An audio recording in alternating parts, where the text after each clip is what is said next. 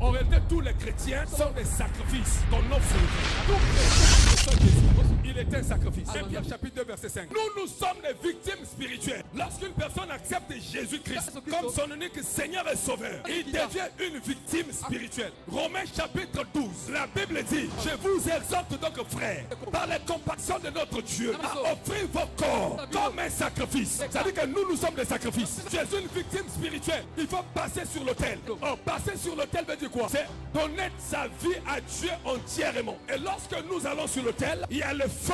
La Bible dit dans Romains chapitre 12, serait un sacrifice agréable à Dieu. C'est-à-dire que lorsque le feu de l'autel tombe sur toi ou passe sur toi, tu deviens un sacrifice agréable par l'odeur qui sort de ton corps. Cette odeur fera de toi un bon sacrifice. Il faut d'abord passer par le feu. Nous ne sommes pas consumés par le feu physique. Nous, notre feu, c'est le Saint-Esprit. Les jours de la Pentecôte, les disciples qui étaient devenus des sacrifices, la Bible déclare qu'ils étaient consumés par le feu de l'Esprit. On pouvait voir des langues de feu sur leur tête. Les langues de feu sur la tête des disciples, c'est l'image du feu qui les consumait. Et vous allez remarquer qu'après la Pentecôte, même Pierre, qui était triste, après l'effusion du Saint-Esprit, il est devenu le plus courageux. Parce que lorsqu'un homme passe par le feu, il est déposé sur l'autel, il se transforme. Quand le feu de Dieu passe sur toi, qui est le Saint-Esprit, il change ton comportement. Tu deviens une bonne sémence. 2 Corinthiens 2,15. La Bible dit que nous reflétons une bonne odeur de Christ. Nous reflétons la bonne odeur parce que le feu tombe sur nous et nous consume. Nous dégageons la bonne odeur. Or, le sage Salomon dit que la bonne odeur est l'image d'une bonne réputation. Ça veut dire qu'une fois que tu es consumé par le feu, ton comportement doit changer. Tu ne seras plus impudique parce que le feu va te donner une bonne réputation. Ça sent une bonne réputation comme un bon parfum.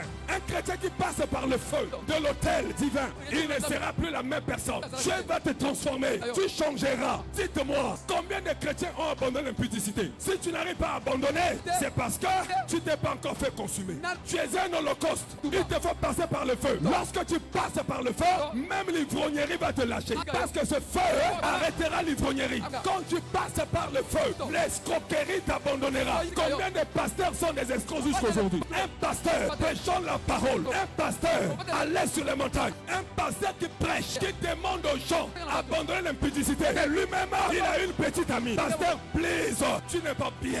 Lorsque tu passes par le feu, les désirs charnels sont consumés. Le feu de l'autel te transforme, il te consume. Lorsque tu passes par le feu, ta coutume est brûlée. Lorsque tu passes par le feu de l'autel, tes comportements bizarres sont consumés. Jusqu'aujourd'hui, on a des chrétiens qui sont encore chez l'Mbikoudi. Non, parce que le feu ne te laissera pas la même personne.